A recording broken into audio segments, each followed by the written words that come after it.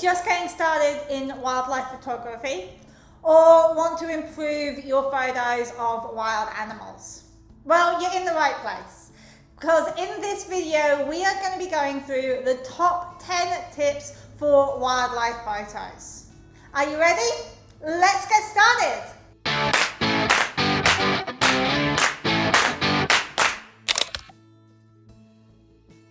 The best way to get the perfect shot is to know the animal that you are shooting. Do your research, talk to local experts, read books or blogs, watch videos on the animal that you are trying to photograph and the habitat that you are trying to photograph them in. Learn when they are most active, what they eat and where you are most likely to find them. Do they make sounds or calls that will help you to locate them? Are there any patterns in their behavior that might help you to get that perfect shot? Now, you don't necessarily need to have the best equipment to do wildlife photography, but it does help. Even with the latest iPhone, you are still going to struggle to capture some shots of animals. Lenses are probably the most important part of equipment for wildlife photography. I have 3 lenses which I use on a regular basis for shooting different types of wildlife photography. The first lens I have is my Canon 100 to 400mm lens. This is perfect for any animals that are far away, such as birds. Then I have my Canon 100mm macro lens. I use this for smaller subjects such as crabs or insects. Finally, I have my Sigma 18 to 50mm lens. Now, this lens also has a macro feature on it, which makes it great for getting close-ups of slightly larger subjects such as this lizard. But it's also great for leaving a little bit of space around your subjects as well, just like I have in this image of a butterfly. Whatever equipment you are using, make sure you know how to use it and how to change the settings. There's nothing worse than fumbling with your settings to try and get them right and then completely missing the moment, because it all happens so quickly with wildlife photography. The best way to find your creature is not to go rushing through the forest or whatever environment you are in, making a lot of sound. Slow down, reduce the amount of noise you are making, and the animals will start to just come out in front of you, start to just appear. Stop every few minutes and look around. Not just left or right, but also look up into the trees. Look at what's on the ground in front of you, behind you. Listen to what's going on in the environment as well. You'll never know what you can actually find. To get this shot of caterpillars, me and my partner spent 2 hours just walking 1 kilometer through the forest. We were checking every single leaf to see what was hiding underneath it. This is how you find the amazing subjects. Slow down and take your time. Getting the best wildlife shot has as much to do with patience as it does with photographic skill. Finding the subject in question is the first challenge.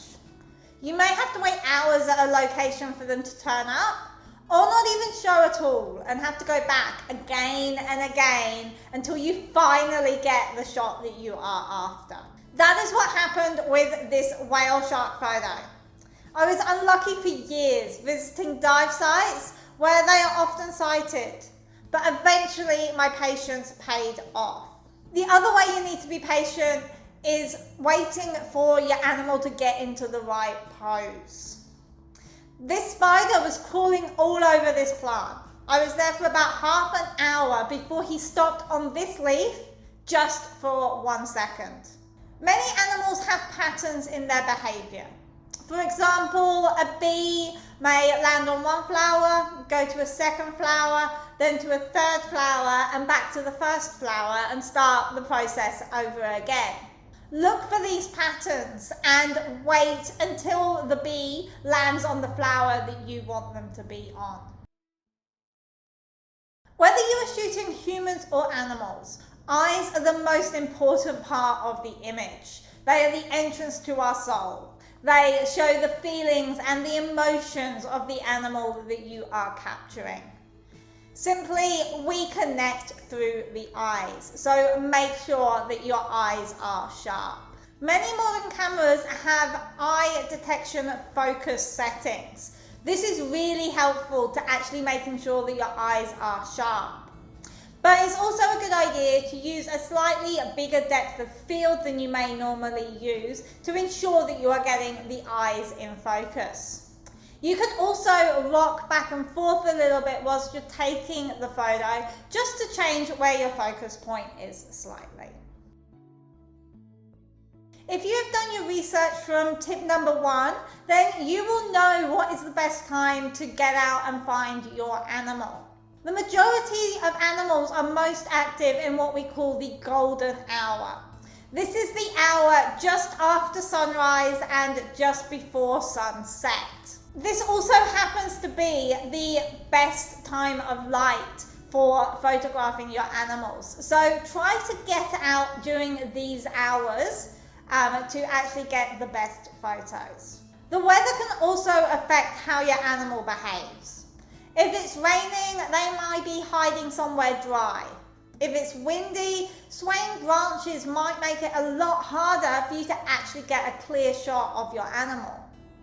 And if it's a really hot day, your animal may be hiding somewhere in the shade and not out in the good light for your photo. Finally, the time of year can also affect what shots you can get with wildlife photography. Many animals, such as birds, migrate between summer and winter to different locations. The behavior of your animal may also change throughout the year as they go through breeding seasons or even going into hibernation for the winter. This tip goes for any type of photography, but is especially useful in wildlife photography for making your subject appear bigger and stronger. As the rule goes, if you shoot something from above, it will always appear smaller. But if you shoot something from below, it will always appear bigger and more powerful. To get this turtle shot, I was literally lying on the sand, getting as low as I could to make the turtle appear much bigger and more powerful, more prominent in the image. Portraits of animals are great, but there's nothing quite like an action shot. These are hard to get though. They require a lot of skills and patience. But when you do finally get the shot, it is so worth it. Action is a great way to tell a story about your animal's life, such as with these green ants who are building their nest. The only way you're going to improve your skills is to practice. Get out as often as you can. Take pictures of as many different subjects as you can. The more you shoot, the more comfortable you will become with your camera, your subject, your environment, and the light that you have to deal with. The more time you spend in your favorite animal's environment, the more you are going to learn about them, and the easier it is going to become for you to get that perfect shot. Okay, so this is the final tip. Wildlife photography is supposed to be fun. Take breaks from looking through your camera's lens and actually enjoy the environment that you are in. Enjoy the experiences that you are having. If you come home from a shoot without a single good photo, don't be hard on yourself.